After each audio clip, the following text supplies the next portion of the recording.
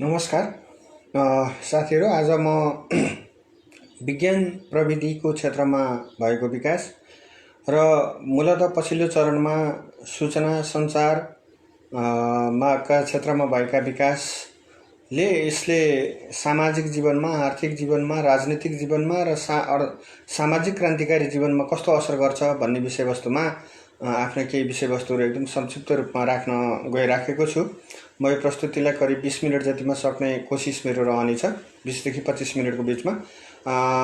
र आजको युग विज्ञान तथा प्रविधिको युग हो भन्ने कुरा हामी सबैलाई थाहा छ।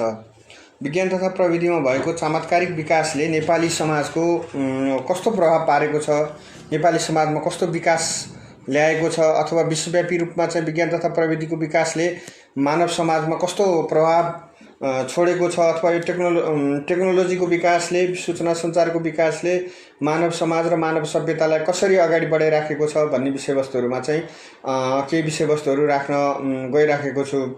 र यसमा सबैभन्दा पहिला चाहिँ क्रान्तिका चरणहरूमध्ये विज्ञान प्रविधिको क्रान्तिको चरण कसरी अगाडि बढ्यो भन्ने विषयवस्तुहरूमा राख्न चाहन्छु म। सबैभन्दा पहिला चाहिँ परापूर्व कालमा मानव जाति जुन घुमन्ते युगमा थियो, त्यति बेला चाहिँ आगोको आविष्कार मानव जीवनको एउटा अभूतपूर्व चमत्कार थियो।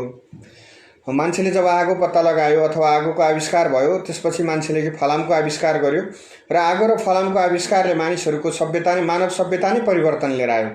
मान्छे चाहिँ जङ्गली युगबाट चाहिँ घुमन्ते फिरन्ते युगबाट मान्छे समूहमा बस्न थाल्यो, सामूहिक खेतीपाती गर्न थाल्यो, मान्छेले खानेकुरा पकाएर खान थाल्यो र अहिलेसम्म मानव समाजमा सबैभन्दा ठुलो ड्रास्टिक चेन्ज ल्याएको र आधुनिक मानव सभ्यताको इतिहास सुरु गराउने कुरामा आगो र फलामको आविष्कार चाहिँ एउटा महत्त्वपूर्ण चाहिँ टर्निङ पोइन्ट रह्यो। र आगो र फलामको आविष्कार पछाडि मानव चाहिँ आधुनिक मानव सभ्यताको इतिहासमा मानवहरूको प्रवेश भएको देखिन्छ। प्रविधिको र मानव सभ्यताको सम्बन्ध यसरी जोडिँदै आएको छ। र अर्को प्रविधिको सन्दर्भमा कुराकानी गर्नुपर्दाखेरि चाहिँ सबैभन्दा ठुलो आगोको आविष्कार, आगो पत्ता लगाउनु, त्यस पछाडि मानिसले फलाम पत्ता लगाउनु, मानव जीवन चाहिँ आधुनिक मानव सभ्यताको विकासको एउटा चाहिँ कोसीढुङ्गा, आधारभूत कोसीढुङ्गा मानिँदै आएको छ र यो सत्य पनि छ। र अब अर्को चाहिँ यो टेक्निकल रिभोल्युसनका चाहिँ विभिन्न चरणहरू छन्। त्यो चरणहरूको बारेमा यो अहिले चाहिँ हामी के भनिरहेछौँ भन्दाखेरि चाहिँ इमर्जिङ सिस्टममा छौँ। सन् 2008 देखि 8 र 9 वरिपरिदेखि भनौँ, अथवा सन् 2000 पछाडि चाहिँ विज्ञान तथा प्रविधिको 7औं क्रान्ति, 7औं रिभोल्युसनमा चाहिँ छौँ। र यो चाहिँ ग्रिन टेक्नोलोजी, न्यानो टेक्नोलोजी एन्ड बायोटेक टेक्नोलोजी र न्यू इन्टरनेट को युगमा चाहिँ हामी अहिले छौँ। र यो 7औं चरणको क्रान्ति हो। र यो 7औं चरणको क्रान्तिमा प्रवेश गर्नुभन्दा अगाडि, यसका चरणहरूमा प्रवेश गर्नुभन्दा अगाडि म सरसर्ती विज्ञान तथा प्रविधिको विकास कसरी भयो भन्ने विषयमा चाहिँ एउटा श्रृङ्खलाबद्ध रूपमा केही विषयवस्तुहरू राख्न चाहन्छु। अब सबैभन्दा पहिला चाहिँ सूचना प्रविधिको विकास अथवा टेक्नोलोजीको विकासको चरण हेर्दाखेरि चाहिँ 1700 आधुनिक युगमा मानव जातिको आधुनिक युगको आधुनिक इतिहासको हेर्दाखेरि चाहिँ के देखिन्छ भन्दाखेरि चाहिँ आगो, फलामको आविष्कार एउटा माइलस्टोन थियो, कागजको आविष्कार एउटा माइलस्टोन थियो मानव जीवनको। त्यसपछि बारुदको आविष्कार पनि मानव जीवनको निम्ति चाहिँ, एउटा मानव सभ्यताको निम्ति चाहिँ एउटा महत्त्वपूर्ण चाहिँ आविष्कारहरू थिए। र यी 18औं शताब्दीभन्दा अगाडि नै यिनीहरूको आविष्कार भइसकेको थियो। 18औं शताब्दीभन्दा अगाडि, सन् 1800 भन्दा अगाडि नै आगो, फलाम लगायत धातुहरूको आविष्कार, फलाम लगायत धातुहरूको आविष्कार, बारुदको आविष्कार र कागजको आविष्कार हुनु, यो चाहिँ सन् 1800 भन्दा अगाडिका महत्त्वपूर्ण वैज्ञानिक आविष्कारहरू थिए र तिनले मानव सभ्यतालाई आधुनिक मानव सभ्यतातिर अगाडि बढाउने कुरामा महत्त्वपूर्ण भूमिका खेले।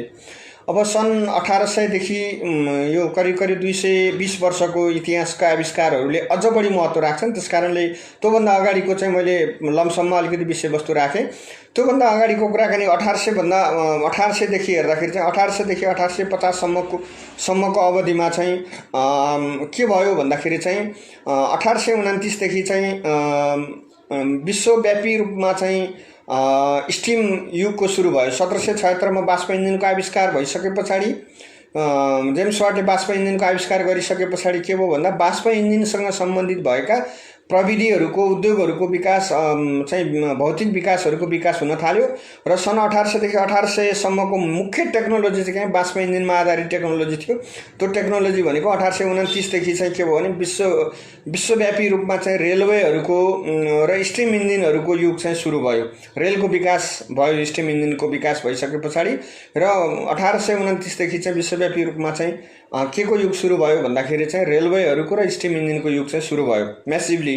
र यो क्रान्तिको नेतृत्व चाहिँ कसले नेतृत्व गर्यो भन्दाखेरि यो बाष्प इन्जिनको आविष्कार भएको बेलायत जेम्स वाट बेलायती नै भएको हुनाले पनि बेलायतबाटै यो टेक्नोलोजीको चाहिँ अलि बढी चाहिँ नेतृत्व हुँदै गयो र बेलायतबाट यसको चाहिँ युरोपभरि र पछि अमेरिकासम्म यो चाहिँ बाष्प इन्जिनको प्रविधिको चाहिँ विस्तार हुँदै गयो।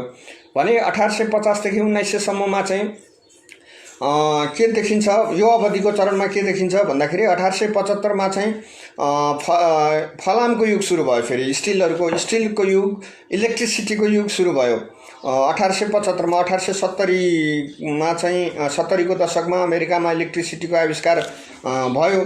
इलेक्ट्रिसिटीको आविष्कार भइसकेपछि 1875 बाट चाहिँ विद्युत र स्टिलको चाहिँ युगको सुरुवात भयो र यसले हेभी इन्जिनियरिङको युगको सुरुवात पनि यही चरणमा भयो र अमेरिका र जर्मनीले यो प्रवृत्तिको चाहिँ नेतृत्व गरे। अघिल्लो जुन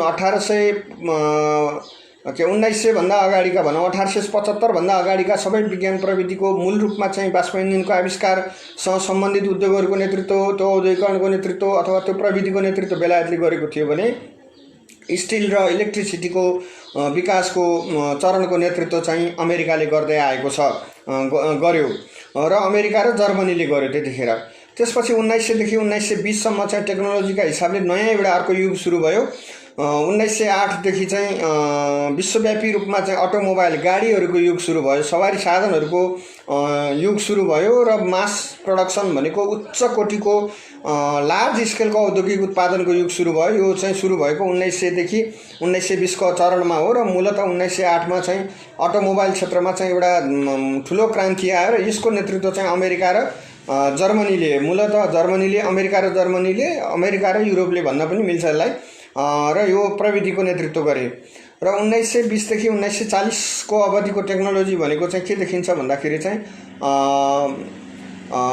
पेट्रोलियम पदार्थ, इन्जिनियरिङ, केमिकल इन्डस्ट्रीहरूको विकासको युग थियो।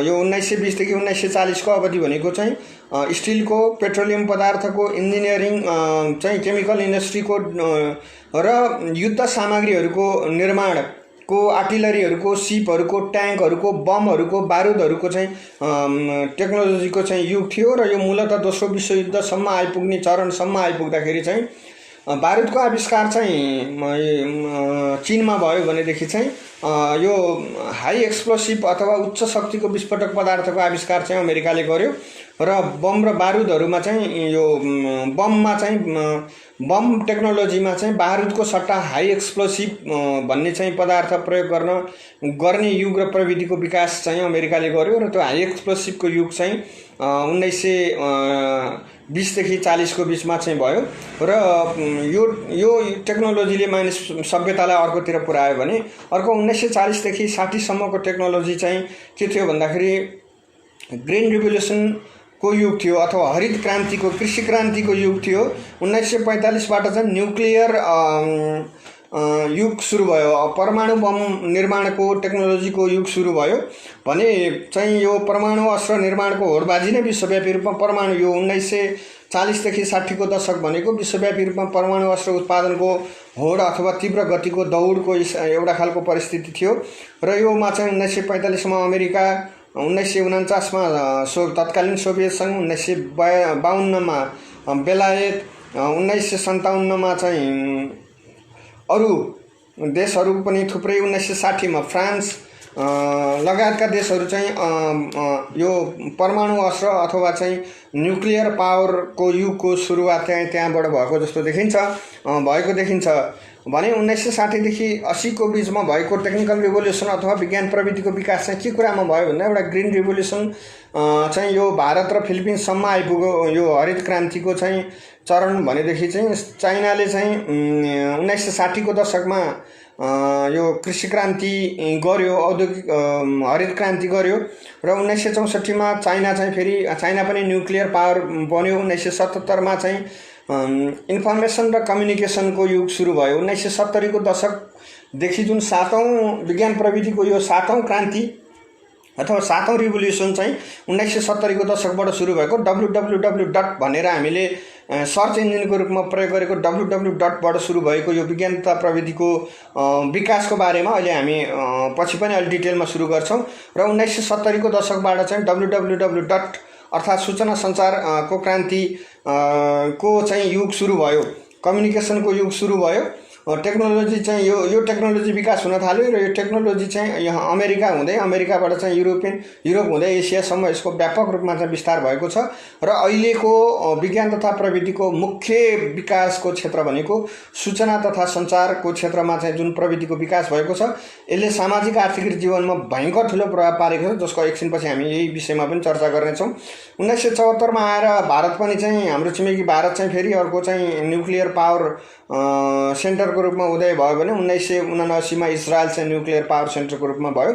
भनेको 1960 देखि 80 को दशक भनेको न्युक्लियर पावरको एक्सटेन्सन र सबैभन्दा महत्त्वपूर्ण कुरा के हो भने सूचना सञ्चारको प्रविधिको विकास, सूचना सञ्चारको प्रविधि विकासको युगको रूपमा चाहिँ त्यहाँबाट चाहिँ सुरुवात भयो। भनेदेखि 1980 देखि 90 को टेक्नोलोजी भनेको 1990 सम्मको टेक्नोलोजी भनेको न्यानो टेक्नोलोजीको प्रारम्भिक विकासको चरण थियो। भनेको सानो प्रविधि चिप्स प्रविधिको विकासको युग सुरु भयो। 1980 देखि 90 को बीचबाट चाहिँ यो न्यानो टेक्नोलोजीको आविष्कार भयो र 1989 मा चाहिँ यो नेट को विस्तारको चाहिँ विश्वव्यापी रूपमा चाहिँ सुरुवात भयो र 1970 देखि सुरु भएको यो सूचना प्रविधिको विकास सँगसँगै चाहिँ यो इन्टरनेट सेवाको चाहिँ तीव्र विकासको एउटा चरण पनि यो चरणलाई लिन सकिन्छ। र अब अर्को भनेको 1990 देखि 2000 सम्मको टेक्नोलोजीको युग हो। यसमा चाहिँ अब यो चाहिँ यसमा ह्युमन जिनको प्रोजेक्टहरूको विकास, साना साना ह्युमन जिनहरूको विकासको नयाँ खालका जिनहरूको विकास गर्ने एउटा चाहिँ चरण, न्यानो टेक्नोलोजीको चरण र इन्डस्ट्रियल प्रोपर्टी राइटको चरण र पाकिस्तान न्युक्लियर पावर हुने चरण चाहिँ यो अवधिको टेक्नोलोजीको विकासको एउटा चरण रह्यो भने 2010 देखि अहिलेसम्म आइपुग्दाखेरि चाहिँ दक्षिण कोरिया न्युक्लियर पावर भएको छ। चाइना चाहिँ स्पेसमा दोस्रो मान्छे पठाउने देश भएको छ। चाइना विश्वको सबैभन्दा पहिलो इन्डस्ट्रियल शक्तिको रूपमा र व्यापारको सबैभन्दा ठुलो शक्तिको रूपमा विश्वको म्यानुफ्याक्चरिङ इन्डस्ट्रीको रूपमा चाहिँ चिनियाहरूको उदय भएको छ। 2008 देखि चाहिँ के भने green revolution, green technology, micro न्यानो टेक्नोलोजीको युग सुरु भएको छ र यो 2000 देखि सन् 2000 देखि यताको टेक्नोलोजीको लिड चाहिँ युरोपले गर्न थालेको छ र चिनियाहरूको, भारतीयहरूको, जापानिजहरूको प्रविधि चाहिँ यो समयको मुख्य प्रवृत्तिको रूपमा रहँदै आएको छ। र अब मैले सरसर्ती घटनाक्रमहरू, विज्ञान तथा प्रविधिको घटनाक्रमहरूलाई राखेँ। अब यो विज्ञान तथा प्रविधिको घटनाक्रमहरूको संक्षिप्त सीमावलोकन पनि अलिकति राख्न चाहन्छु म। यसमा के छ भने चरणका हिसाबले यसलाई हामीले 5 वटा चरणमा चाहिँ हेर्न सक्छौँ। यो 5 वटा चरणहरूमध्ये के हो भन्दा एउटा मर्कन्टाइलिजम भन्ने चरण छ। विज्ञान प्रविधिको विकासका हिसाबले हेर्दाखेरि यो चाहिँ 1849 सम्मको अवधि हो। यो भनेको स्वतन्त्र व्यापार चलिराखेको चरण हो अर्थतन्त्रका हिसाबले हेर्दाखेरि। यही अवधिमा पहिलो औद्योगिक क्रान्तिको नेतृत्व चाहिँ बेलायतले भयो र पहिलो औद्योगिक क्रान्ति यही चरणमा भयो। दोस्रो चाहिँ उदारीकरण चाहिँ र उदारीकरणको सुरुवात र पहिलो विश्वयुद्धसम्मको अवधिमा चाहिँ दोस्रो औद्योगिक क्रान्तिको सुरुवात भयो, जसको नेतृत्व पनि अमेरिकाले गर्यो। दोस्रो र तेस्रो यो टेक्निकल रिभोल्युसनको नेतृत्व चाहिँ जर्मनी र अमेरिकाले गरे भने फोर्थ चाहिँ अमेरिकाले मात्रै गर्यो। फोर्थ औद्योगिक टेक्नोलोजिकल रिभोल्युसन मैले अघि चरणहरू राखिहालेँ, त्यसको नेतृत्व गर्यो।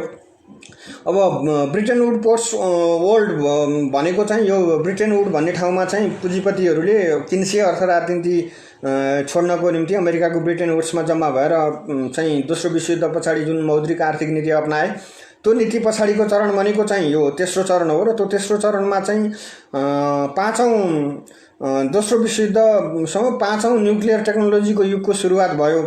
यसमा चाहिँ 5th रिभोल्युसन टेक्निकल रिभोल्युसनमा चाहिँ के भयो भन्दाखेरि न्युक्लियर पावर चाहिँ डेभलप भयो। यसको नेतृत्व अमेरिकाले गर्यो, युएसएसआरले गर्यो अथवा तत्कालीन सोभियत सङ्घले गर्यो र चाहिँ ब्रिटेन वुड्सदेखि post Bretton Wood world war सेकेन्डदेखि चाहिँ अमेरिकाको विश्वव्यापी रूपमा चाहिँ दादागिरी आविष्कारमा चाहिँ अमेरिकन डोमिनेसन चाहिँ सुरु भयो। र किनभने अघि पनि मैले भने चाहिँ यो न्युक्लियर पावरको न्युक्लियर शक्तिको विकास गर्ने देश पनि अमेरिका नै हुन गयो र हाई एक्सप्लोसिभ यो नोबेल पुरस्कार जसको नाममा स्थापित छ उनीहरूले हाई एक्सप्लोसिभ आविष्कार गरेका थिए र चाहिँ यो हाई एक्सप्लोसिभ त्यस पछाडि चाहिँ न्युक्लियर पावरको डेभलपमेन्ट गरेको हुनाले युद्धमा पनि र टेक्नोलोजीमा पनि अमेरिकनहरूको र व्यापारमा पनि अमेरिकनहरूको चाहिँ यो हुन थाल्यो र मूलत 1970 को दशकमा विकास भएको विद्युतीकरण अटोमोबाइलको क्षेत्रको विकासमा अमेरिकनहरूले विकास गरेको हुनाले अमेरिकनहरूको हेजमनी भत्तै बढ्न गयो। उनीहरूको लागि चाहिँ रोयल्टी आदि इत्यादिका कुराका हिसाबले पनि र व्यापारका हिसाबले पनि। र यसको पोस्ट ब्रिटेन वुड्स आफ्टर 1971 अथवा चाहिँ यो ब्रिटेन वुड्स को परित्याग गर्ने चरण अथवा नव उदारवाद सुरु हुने चरण भनौँ यो 1971 भनेको पोस्ट ब्रिटेन वुड्स आफ्टर भन्ने चाहिँ पुँजीवादीहरूले भन्छन् र कम्युनिस्टहरूले यसलाई चाहिँ नव उदारवादको चरण भन्छन्। यो नव उदारवादको चरणमा चाहिँ के भयो भन्दाखेरि चाहिँ यो 6औं रिभोल्युसन भयो सूचना तथा प्रविधिको क्रान्तिले र यसले चाहिँ के गर्यो भने इन्फर्मेसन टेक्नोलोजी कम्युनिकेसन टेक्नोलोजीको विकास गर्यो जसको नेतृत्व पनि अमेरिकाले नै गर्यो र युरोप र चाहिँ यसमा युरोपियन र जापानिजहरूको चाहिँ इनोभेसन पनि अमेरिकनहरूको सँगसँगै आयो। अर्को इमर्जिङ सिस्टम पोस्ट 2008 to 2009 भनेको चाहिँ यो 2008 देखि सम्मको नयाँ चाहिँ सिस्टममा चाहिँ के विकास भएको छ भने 7औं चरणको चाहिँ सूचना सञ्चारको क्रान्ति विकास भएको छ। यसमा नानो टेक्नोलोजी बायोटेक त्यस पछाडि चाहिँ टेक्नोलोजी बायोटेक्नोलोजीहरू र new internet rise of China र एसियन टेक्नोलोजीहरूको विकास चाहिँ यो अवधिको मुख्य प्रवृत्तिको रूपमा रहेको छ। र अब विज्ञान तथा प्रविधिको विकासले पारेको आर्थिक सामाजिक यो विकासको मैले संक्षिप्त चरण राखेँ। अब आर्थिक सामाजिक जीवनमा चाहिँ विज्ञान तथा प्रविधिको विकासले के प्रभाव पार्छ त के प्रभाव पारिराखेको छ भन्दाखेरि अहिलेसम्मको मानव सभ्यताको इतिहासमा हेर्दा जसले टेक्नोलोजीको आविष्कार सबैभन्दा छिटो गर्यो सजिलो ढङ्गले गर्यो त्यसले नै मानव जातिमाथि शासन गर्दै आएको छ, नेतृत्व गर्दै आएको छ। बेलायतमा चाहिँ फर्स्ट इन्डस्ट्रियल रिभोल्युसनको नेतृत्व बेलायतले गरेको हुनाले लामो समय बेलायत चाहिँ पावरमा रह्यो। अमेरिकनहरूले चाहिँ अटोमोबाइल र इलेक्ट्रिसिटी मूलत अटोमोबाइल त जर्मनीहरूले नै हो अझ सुरुमा विकास गरेको त अटोमोबाइल र चाहिँ इलेक्ट्रिसिटीको आविष्कार सँगसँगै अमेरिका चाहिँ विश्वको र हाई एक्सप्लोसिभ र न्युक्लियर पावरको विकास सँगसँगै अहिलेसम्म चाहिँ अनि इन्फर्मेसन टेक्नोलोजीको यो सञ्चारको इनोभेसन गरेको हुनाले अमेरिका विश्वको पहिलो शक्ति यद्यपि अहिलेसम्म रहँदै आएको छ। अर्को अहिले चिनियाहरूले विकास गरेको न्यानो टेक्नोलोजीको प्रविधि मास प्रोडक्सनको र लो कस्ट प्रोडक्सनको नेतृत्व प्रविधिको नेतृत्व चाहिँ चिनियाहरूले गरेको हुनाले अहिले चिनियाहरू विश्वको दोस्रो अर्थतन्त्रको रूपमा आइराखेका छन् र भारतीयहरू विश्वको चौथो अर्थतन्त्र बन्ने र केही समयपछि दोस्रो अर्थतन्त्र बन्ने दौडमा छन्। यो किन भइराखेको छ भन्दा विज्ञान तथा प्रविधिको विकासले यो खालको बनायो। अब अहिले चाहिँ के छ भने अहिले पछिल्लो चरणको ट्रेन्ड के छ भने सन् 2005 पछाडिको ट्रेन्ड हेर्दाखेरि जसले इन्फर्मेसन टेक्नोलोजीमा जस्तो तपाईँ फेसबुक ट्विटर युट्युब जीमेल आदि इत्यादि बाहेकको जीवन परिकल्पना गर्न नसक्ने ठाउँमा मानिसहरू आइपुगेका छन्। सूचना सञ्चारको प्रविधिको विकासले मानिसहरूलाई कहाँ पुर्याइदिएको छ भन्दाखेरि अहिले एकछिन फेसबुक इन्टरनेट भएन भने एकछिन फेसबुक चलाउन पाइएन भने एकछिन ट्विटर चलाउन पाइएन भनेदेखि एकछिन व्हाट्सएप चलाउन पाइएन भनेदेखि एकछिन टिकटक चलाउन पाइएन भनेदेखि अथवा यो खालको टेक्नोलोजीले चाहिँ मान्छेको जीवनशैलीमा विज्ञान तथा प्रविधिको विकासले महत्त्वपूर्ण ढङ्गले विकास पारेको छ। र हिजो के हुन्थ्यो भन्दाखेरि राजनीतिक नेताहरूले प्रशिक्षण गर्थे, विद्वानहरूले लेखहरू लेख्थे, रिसर्च गर्थे र समाजको धारणा बनाइदिन्थे। तर आज समाजको धारणा बनाइदिने कसले जिम्मा लिएको छ भन्दा फेसबुक ट्विटरमा आउने 20वटा ट्विट चाहिँ फेसबुकमा लगातार एउटा गलत कुराको आयो भने पनि त्यो गलत कुरा सही नै रहेछ भनेर पत्याउने हजारौंको सङ्ख्या उत्तिखेर तयार हुन्छ।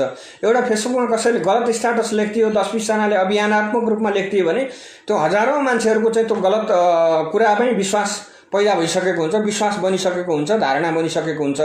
यो खालको विज्ञान तथा प्रविधिले मानिसको मस्तिष्कमाथि नै नेतृत्व गर्न थालेको छ।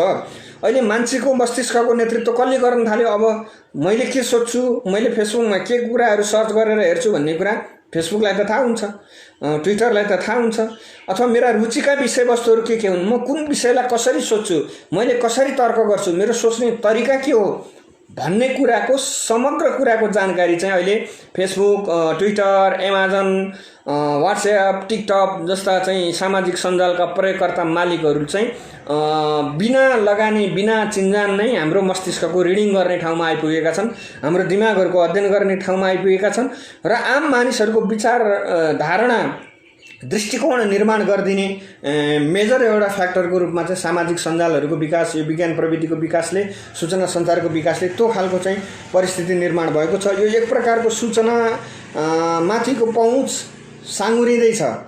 एक प्रकारले हामीले हेर्दाखेरि चाहिँ सूचना सञ्चार सबैले सूचना पाउने हो भए भन्ने खालको चाहिँ अब एकदम सजिलो। कसैले कुनै एउटा घटना, हिजो एउटा पत्रकारले समाचार लेख्दैन भनेदेखि आज घटना घट्यो नि भोलिपल्ट प्रिन्ट मिडियामा आउनु पर्थ्यो। 10 वर्ष 1990 सम्मकै कुरा अथवा सन् 2000 सम्मकै फेसबुक आउनुभन्दा अगाडिसम्मकै कुरा।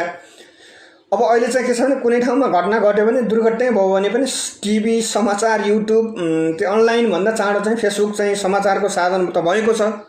तर समग्रमा चाहिँ के भने गुइए मान्छेहरूको बारेमा भित्री सूचनाहरूको पहुँच चाहिँ सीमित कर्पोरेट मिडिया, कर्पोरेट हाउसहरूको हातमा पुगेको छ, जसले गर्दाखेरि अहिले के छ, अमेरिका र चीनको विषयमा चाहिँ फेसबुक, ट्विटर आदि इत्यादि सामाजिक सञ्जालहरूको विषयमा किन यत्रो लडाइँ परिरहेको छ, किन यो सूचना सञ्चार चाहिँ प्रविधिको विकासमा टिकटक प्रतिबन्ध, फेसबुक प्रतिबन्ध किन छ भन्दाखेरि चाहिँ यिनीहरूसँग जुन मानवहरूले, जुन मानिसहरूले यो साधनहरू प्रयोग गर्छन्, सूचना सञ्चार टेक्नोलोजीको प्रयोग गर्छन्, यो टेक्नोलोजीको प्रयोग गर्ने मानिसहरूको चाहिँ समग्र सूचना चाहिँ यी अड्डाहरूमा रहन्छ र एक प्रकारको सूचना चाहिँ केन्द्रित गर्नलाई हिजोको जस्तो रिसर्च गर्दै हिँड्न नपर्ने र खास ठाउँहरूमा फेसबुकलाई समयमा लाग्दै आएको सूचना बेचेको ट्र्याक अथवा सूचना बेचेको अमेरिकन राष्ट्रपतिको ट्विट ह्याक गरिदिएको अथवा यो ह्याक गरिदिएको, ऊ ह्याक गरिदिएको, फेसबुक ह्याक गरिदिएको, एकाउन्ट ह्याक गरिदिएको, यी कुराहरू चाहिँ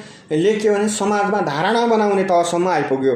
यो चाहिँ हामीले 8-10 वर्षमा, यो पछिल्लो 1 दशकमा देखेको सूचना तथा सञ्चारको प्रविधिको विकासले आएको एउटा प्रविधिले गर्दाखेरि मान्छेको नियन्त्रण अथवा मान्छेले के सोच्छ, कस्तो खान्छ, कस्तो लगाउँछ भन्ने कुरा हेर्नको निम्ति चाहिँ अब सामाजिक सञ्जाल मार्क जुकरबर्गलाई चाहिँ अब कुनै रिसर्च गरिराख्नु पर्दैन। उसको फेसबुक, उसको कम्पनीमा detail information, in detail research उसले चाहिँ एउटा सानो कोठामा बसेर उतिखेरै चाहिँ त्यसको निष्कर्ष निकाल्न सक्ने स्थितिमा आइपुगेको छ। अर्थात् मान्छेको सेक्रेसी अथवा मान्छेको गोपनीयता, मान्छेको सूचनाको प्रभाव चाहिँ सूचनाको पहुँच अथवा मानिसहरूको ओभरअल सूचनाको पहुँच चाहिँ के भने सीमित कर्पोरेट हाउसहरूमा केन्द्रित हुने स्थिति आएको छ।